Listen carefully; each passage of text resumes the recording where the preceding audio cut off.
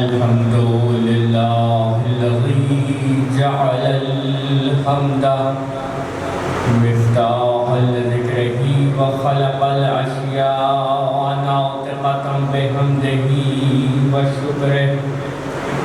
الصلاة والسلام على نبيه أبي القاسم محمد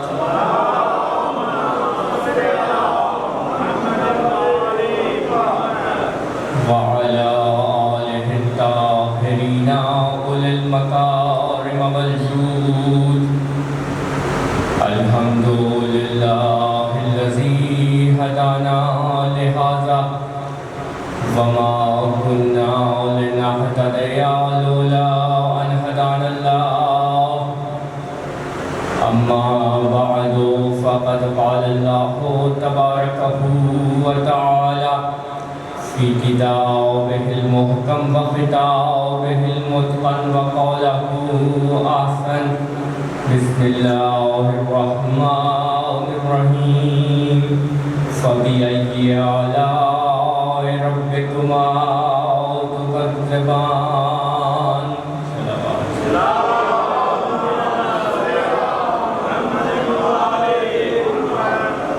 دعا ہے کہ پروردگار آپ سب کی توفیقات میں اضافہ فرمائے. جو افراد بستر علالت پر ہیں انہیں شفا یاب سحر نصیب فرمائے. جو افراد بے روزگار ہیں انہیں باعزت روزگار عطا فرمائے. سلطان کائنات ولی عصر کے ظہور میں تعجیل فرمائے. بلند آواز سے صلوات پڑھنے کی تمام دعائیں مستجاب فرمائے.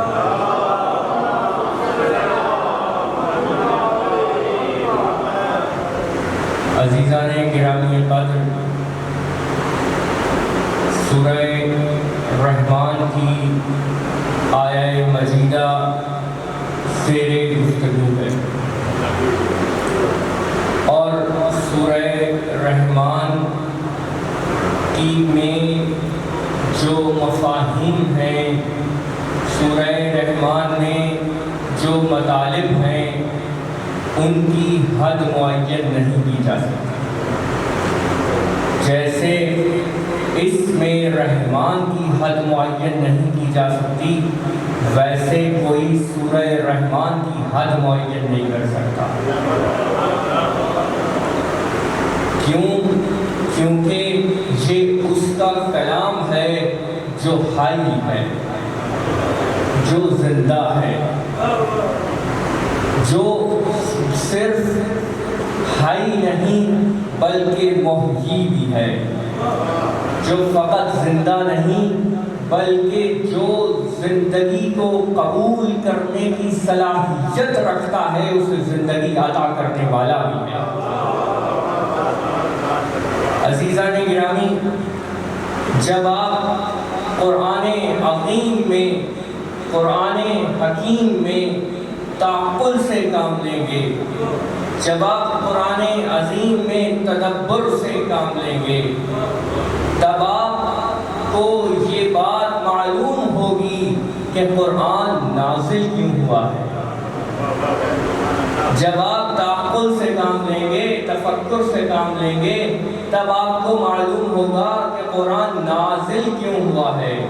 قرآن نازل اس لیے ہوا ہے تاکہ ان نقوش قدم کو دکھا دے جنہیں صراط مستقیم کہتے ہیں. قرآن عظیم نازل اس لیے ہوا ہے تاکہ ان وسیلوں کو پہچنوا دے جن وسیلوں تک پہنچ جائیں تو ہم خدا تک پہنچ جائیں. اور یہ قرآن عظیم، یہ قرآن مجید انہی وسیلوں میں سے ایک وسیلہ ہے جس کے لیے امام علی رضا علیہ السلام نے فرمایا،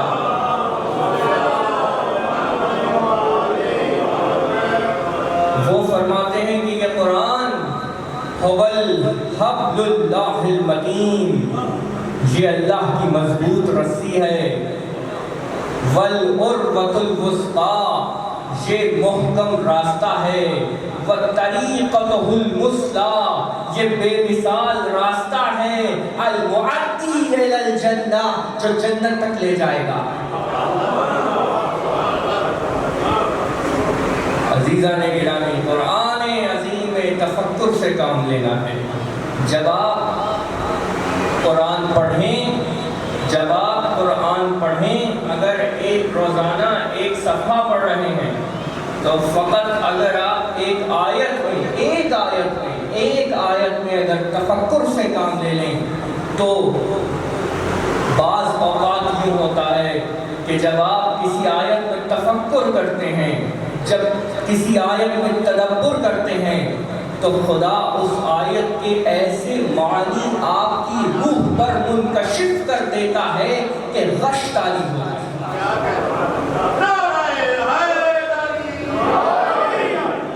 یہ مفاہیم قرآنی کی سنگینی کا وزن ہے جس سے انسان پر غش طاری ہو سکتا ہے۔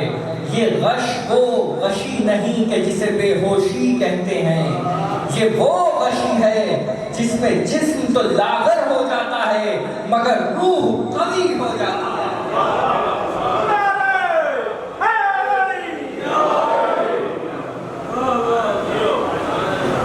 قرآن میں تفکر سے کام لیجیے۔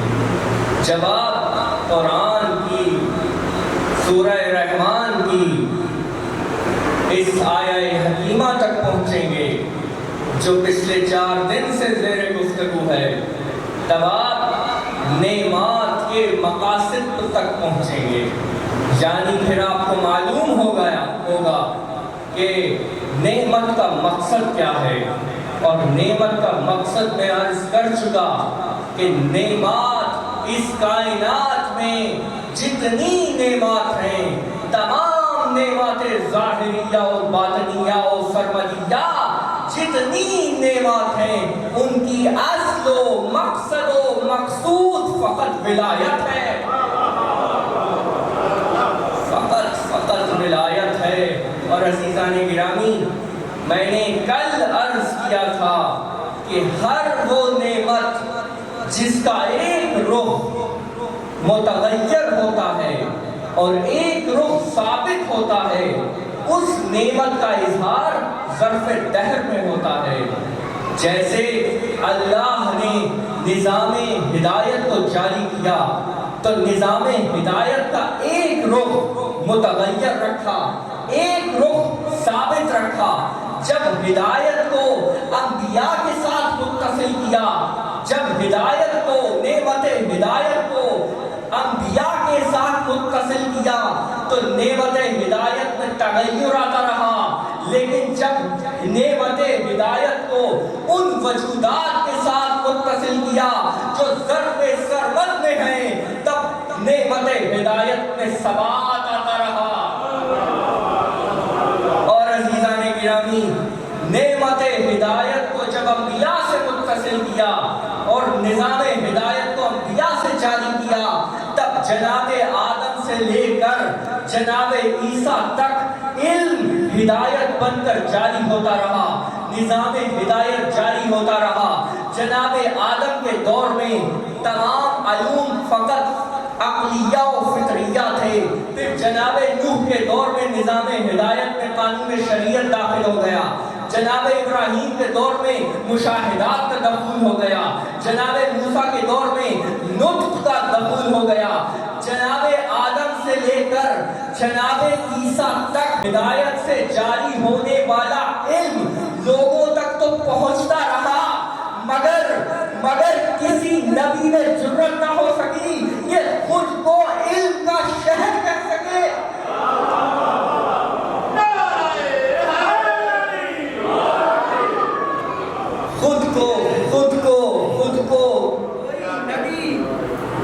خود کو کوئی نبی علم کا شہر نہ کہہ سکا۔ اس کی ایک وجہ اور لیتے جائیے، ذوقی جملہ دے رہا ہوں کہ کسی نبی نے خود کو نہیں کہا کہ میں مدینۃ العلم ہوں۔ کیوں؟ کیونکہ کسی کے پاس علی سا در نہیں تھا،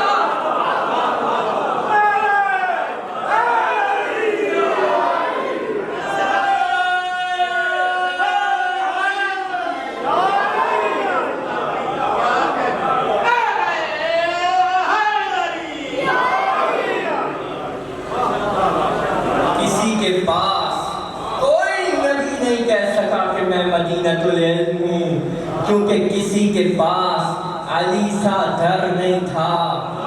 اور یہ نظام ہدایت انبیاء سے جب جاری ہوا تو تغیر آتا رہا، جب ان وجودات سے جاری ہوا تو جو ظرف سرمد میں ہے ان کے ذریعے اس میں ثبات آتا رہا۔ اسی بات کی ایک دلیل قرآن سے دے رہا ہوں کہ جب اللہ نے نظام ہدایت کو انبیاء سے جاری کیا تو جہاں جہاں بھی کسی نبی کا بھی ذکر کیا تو لفظ جاعل استعمال کیا کہ ہم نے نبی کو بنایا، انی جاعل فی الارض خلیفہ، کہ میں زمین پر اپنا خلیفہ بنا رہا ہوں، انی جاعلک للناس اماما، میں انسانوں کا تمہیں امام بنا رہا ہوں۔ جب تک نظام ہدایت انبیاء سے متصل ہو کے جاری ہوتا رہا، اللہ ہر نبی کے تعارف میں جاعل کا لفظ استعمال کرتا رہا، لیکن جب نظام ہدایت ان وجودات کے ساتھ متصل ہو کے اس زمین تک پہنچا جو ظرف سرمد میں ہے، تب اللہ نے ان کے ساتھ لفظ جاعل استعمال نہیں کیا، بلکہ فرمایا کہ وَمَا أَرْسَلْنَاكَ إِلَّا رَحْمَةً لِّلْعَالَمِينَ، ہم نے رحمت للعالمین کو بنایا نہیں، بھیجا۔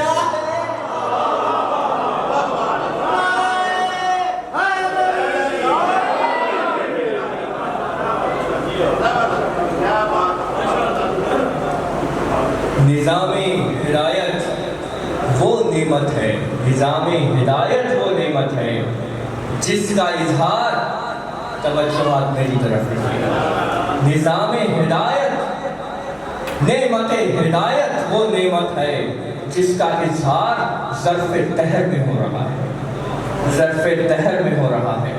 اور عزیزان گرامی، یہ ہدایت متغیر کیوں ہے اور ایک طرف ثابت کیوں ہے؟ کیونکہ جس کے پاس جتنا درجہ ولایت ہوگا، جس کے پاس جتنا درجہ ولایت ہوگا، نعمت ہدایت اتنا ثبات پاتی چلی جائے گی، اتنا ثبات پاتی چلی جائے گی۔ یعنی نظام ہدایت آدم سے جاری ہوا تو متغیر تھا، علی سے ظاہر ہوا تو ثابت تھا۔ صلوات پڑھیے محمد۔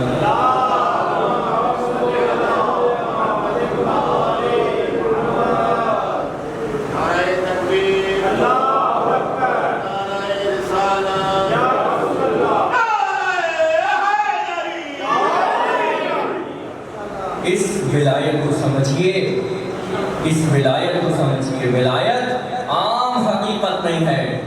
اور اس ولایت کو سمجھنے کے لیے اگر آپ کی توجہات میری طرف ہیں تو اس ولی کو سمجھنے کے لیے ایک انتہائی سامنے کی اور سادہ مثال دے رہا ہوں۔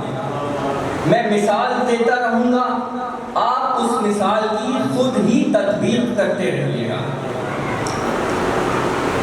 اللہ نے نظام ولایت کو جاری کیا اور رسالت مآب سے لے کر سرکار حجت تک سب کو ولی بنایا، اپنے بندوں کا ولی بنایا۔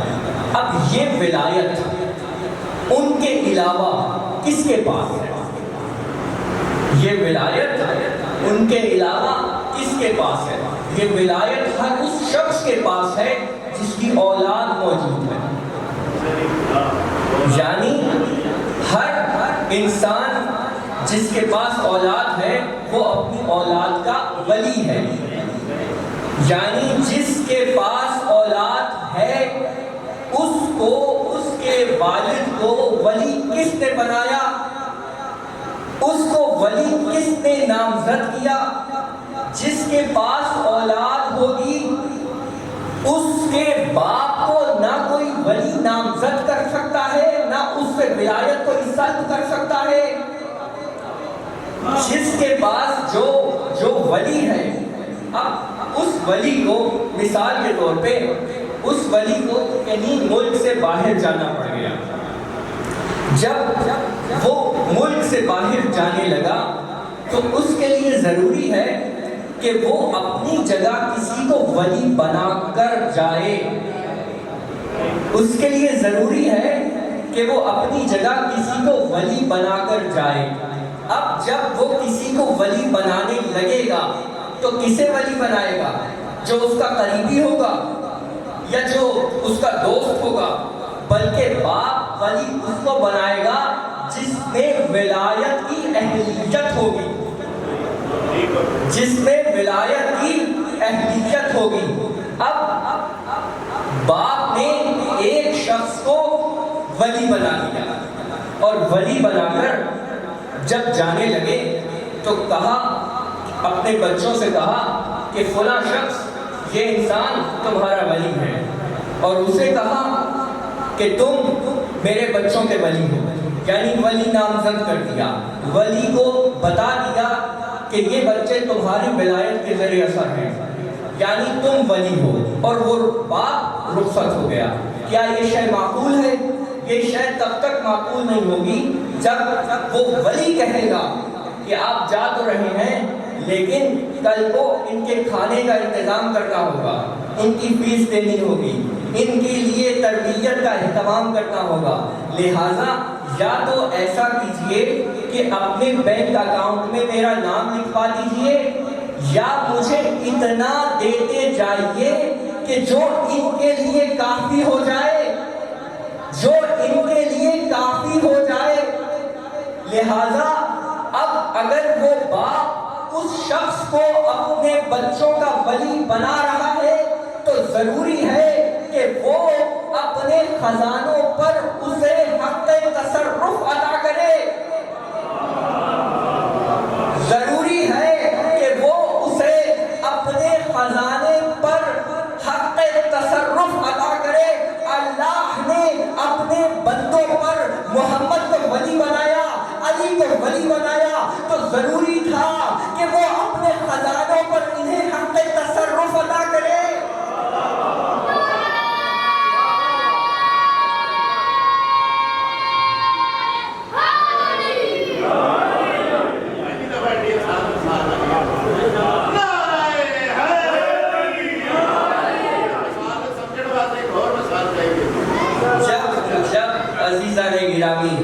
جب اسے وہ باپ توجہات رکھیے گا، جب باپ اپنے کسی اہلیت رکھنے والے کو ولی بنائے گا تب اسے اپنے خزانوں پر حق تصرف عطا کرے گا.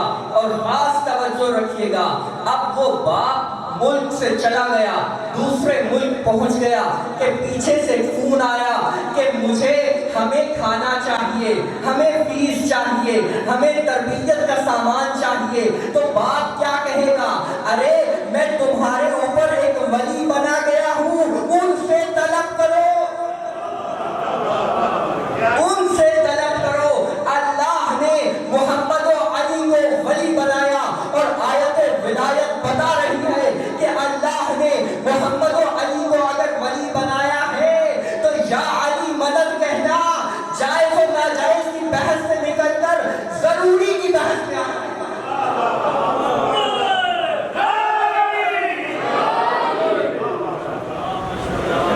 یا علی ادرکنی، یا محمد ادرکنی، جائز اور ناجائز کی بحث میں نہیں آتا، ضروری کی بحث میں آتا ہے. یہ یا علی کہنا حیات انسانی کے لیے ضروری ہے. اب اگلا جملہ لیتے جائیے. اب اگر اس باپ نے جسے ولی بنایا تھا، اگر بچے اس ولی کے منکر ہو جائیں اور کسی اور کو اپنا ولی بنا لیں،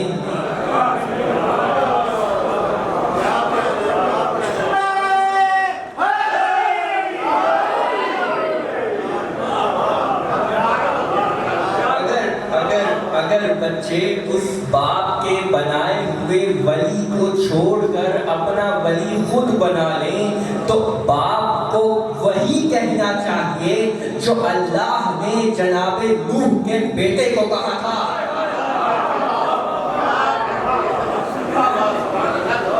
اور عزیزان گرامی ایک اور جملہ لیتے جائیے. جب بچے باپ کے بنائے ہوئے ولی کو چھوڑ کر اپنا ولی بنا لیں تب فقط بیٹے کی سرزنش نہیں ہوگی بلکہ اس ولی کی سرزنش بھی ہوگی کہ جو بچوں کے کہنے میں ولی بن گیا.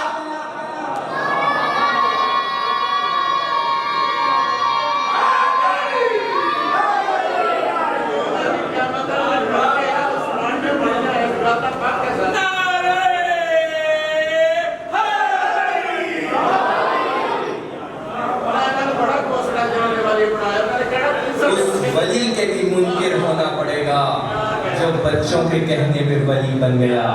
اور عزیزان گرامی نور ولایت کو سمجھئے.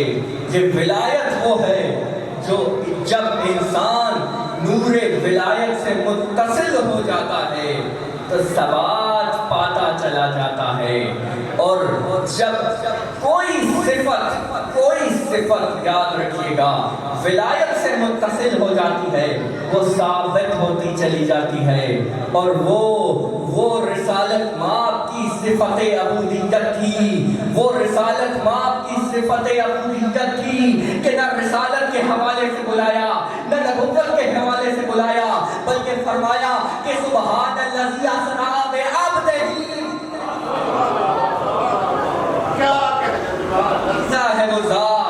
منزہ ہے وہ ذات جو اپنے بندے کو لے گئی. رسالت خدا کی عطا تھی, نبوت خدا کی عطا تھی, عبودیت رسالت مآب کی ذاتی تھی جو وہ مرتبہ پا گئی. اور عزیزان گرامی یہاں ایک نکتہ اور لیتے جائیے. سبحان الذی, پاکیزہ ہے وہ ذات. خدا نے لفظ پاکیزہ کیوں استعمال کیا, لفظ سبحان کیوں استعمال کیا؟ کیونکہ جب آپ کا جسم منتقل ہوگی آپ کی روح تب آپ کا جسم اس دنیا میں زمان و مکان میں رہ جائے گا, ظرف دہر میں جائے گا. ظرف دہر میں ملنے والا وجود عالم ملکوت میں نہیں جا سکتا. عالم ملکوت میں ملنے والا وجود عالم جبروت میں نہیں جا سکتا. عالم جبروت میں ملنے والا وجود عالم ناسوت میں نہیں جا سکتا. لیکن وہ ولایت مطلقہ کا حامل سبحان الذی, وہ پاکیزہ ہے وہ ذات جو اپنے بندے کا جسم اس دنیا سے اس لاہور تک لے گئی جہاں جسمانی وجود نہیں جا سکتا. عبودیت رسالت مآب ہے. یہ وہ صفت ہے کہ ولایت سے متصل ہے. جب ولایت سے متصل ہوئی تو ثبات پاتی چلی گئی. اور عزیزان گرامی مجھے بتائیے کہ سورج طلوع کہاں سے ہوتا ہے؟ آپ کہیں گے کہ سورج مشرق سے طلوع ہوتا ہے. سورج مشرق کا پابند نہیں ہے. سورج جہاں سے نکل آئے اسی افق کو مشرق کہتے ہیں. سورج جہاں سے نکل آئے اسی افق کو مشرق کہتے ہیں. اور وہ رسالت مآب کی صفت اطاعت تھی کہ وہ معراج تک لے گئی. یہ علی کی صفت اطاعت ہے کہ رسالت مآب کا سر علی کے زانو پہ تھا. اور مشرق سے نکلنے والے سورج کو خدا نے مشرق تبدیل کر کے سورج پلٹا دیا.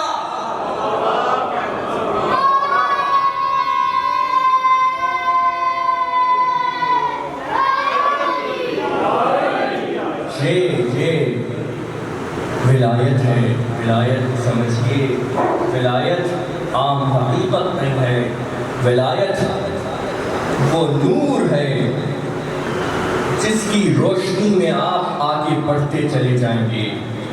اور عزیزان گرامی قرآن حکیم سے نور ولایت کو قبول کرنے کے بعد جب آپ سفر طے کریں گے تو آپ کا قلب, آپ کی روح, آپ کا نفس بلندی پاتا چلا جائے گا. اور پھر ممکن نہیں ہوگا کہ آپ کا ذہن پستی کی طرف آ جائے, کیونکہ پھر سفر فقط بلندی کا ہے.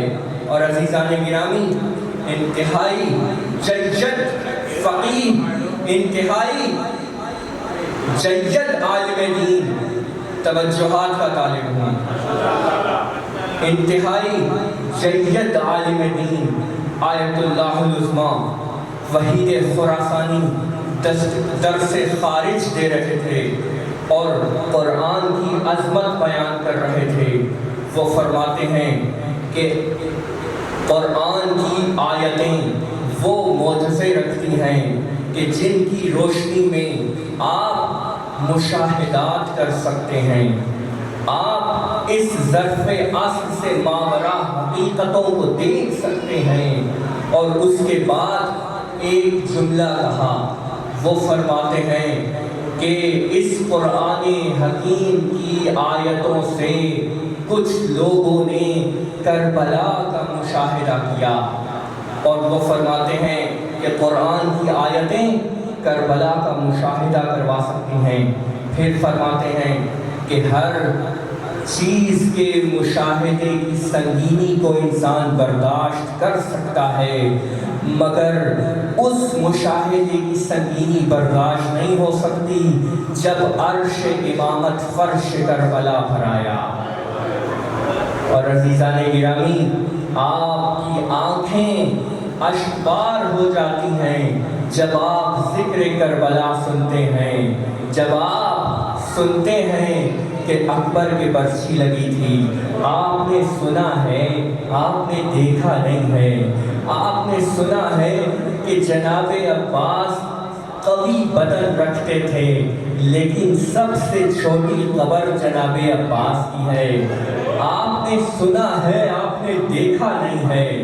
آپ نے سنا ہے کہ حسین کے گلے پر کند خنجر کو چلایا گیا، آپ نے دیکھا نہیں ہے، لیکن اس بی بی کے جگر کا کیا عالم ہوگا، اس بی بی کے جگر کا کیا عالم ہوگا جس کی آنکھوں کے سامنے اس کا ماں جایا بھائی کند خنجر سے شہید و ذبح کر دیا گیا، جس کی آنکھوں کے سامنے اس کی 18 برس کا پالا ہوا بیٹا علی اکبر شہید کر دیا گیا۔